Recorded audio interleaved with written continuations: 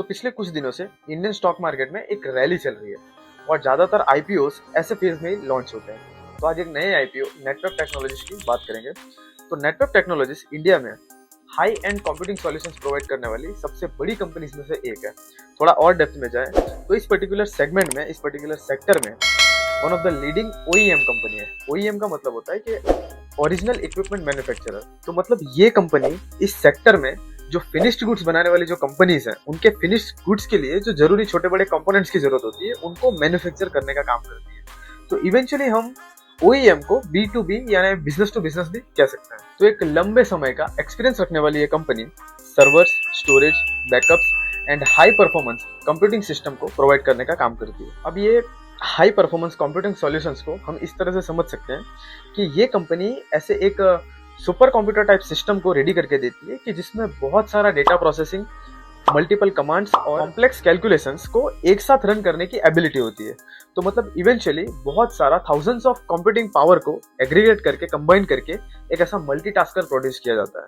Again इस direction में काम करने वाली जो ग्लोबली लीडिंग कंपनीज हैं, उनमें माइक्रोसॉफ्ट, IBM, इंटेल और एनवीडिया जैसी बड़ी बड़ी कंपनी शामिल हैं। अब इन कंपनीज का नाम इसलिए यहाँ पे लिया है ताकि अब तक इन कंपनीज का जो ग्लोबली इन्फ्लुएंस रहा है उसका अंदाजा लगाया जा सके और इस सेक्टर की जो करंट डिमांड है और जो इसमें फ्यूचर अपॉर्चुनिटीज है उसका एक अंदाजा लगाया जा सके। सुपर कंप्यूटिंग सिस्टम के साथ साथ ये कंपनी HCI मतलब hyper converged infrastructure, data centre servers, AI systems and enterprise workstation and HPS solutions को प्रोवाइड करने का भी काम करती है। इसके अलावा ये कंपनी दो और प्रोडक्ट लाइंस में रिसेंटली एंटर कर चुकी है। पहला है नेटवर्क स्विचेस और दूसरा है 5G ओरान अप्लायंसेस। तो मोटा मोटा देखा जाए तो ये दोनों प्रोडक्ट लाइंस टेलीकॉम इंडस्ट्री में और IT एंटरप्राइजेस के डेटा सर्वर्स के लिए, डेटा सेंटर्स के लिए काफी मायने रखते हैं। तो इंडिया में ये जो सुपर कंप्यूटिंग सिस्टम का जो मार्केट है वो FY19 से FY22 तक 9.3% के CAGR से ग्रो कर रहा है। और ओवरऑल ये जो नेटवर्क टेक्नोलॉजीज कंपनी है, ये जिन जिन प्रोडक्ट कैटेगरीज में, जिन जिन प्रोडक्ट लाइंस में ऑपरेट कर रही है, उन सबके जो ग्रोथ प्रोस्पेक्ट्स है वो काफी स्ट्रॉन्ग है, क्योंकि आफ्टर ऑल जो जमाना आने वाला है वो AI टेक्नोलॉजी और क्लाउड सिस्टम का ही होने वाला है। तो अब ये नेटवर्क टेक्नोलॉजीज की एक की स्ट्रेंथ की बात की जाए तो गवर्नमेंट ऑफ इंडिया एक स्कीम ऑपरेट करती है, PLI स्कीम मतलब प्रोडक्शन लिंक्ड इंसेंटिव्स, कि जिसके अंतर्गत गवर्नमेंट ऑफ इंडिया कुछ पर्टिकुलर चुनिंदा सेक्टर्स की कुछ सिलेक्टेड कंपनीज के लिए उनके प्रोडक्शन को इंक्रीज करने के लिए उनको फंड प्रोवाइड करती है, कि जिसकी लिस्ट में नेटवर्क टेक्नोलॉजीज का नाम भी शामिल है।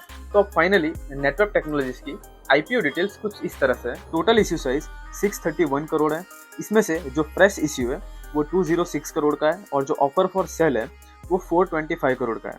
जो प्राइस बैंड रखा गया है वो 475 से 500 का रखा गया है। लिस्टिंग डेट 27 जुलाई 2023 है।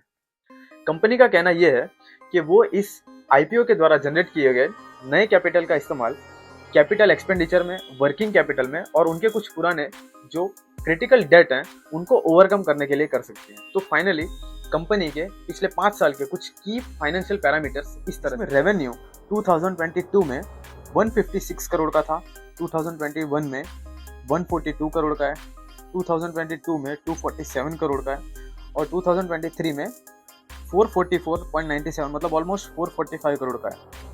नेट प्रॉफिट 2020 में 3.91 मतलब ऑलमोस्ट 4 करोड़ का है, 2021 में 8 करोड़ का है, 2022 में 22.55 करोड़ का है और 2023 में 46.98 मतलब ऑलमोस्ट 47 करोड़ का है।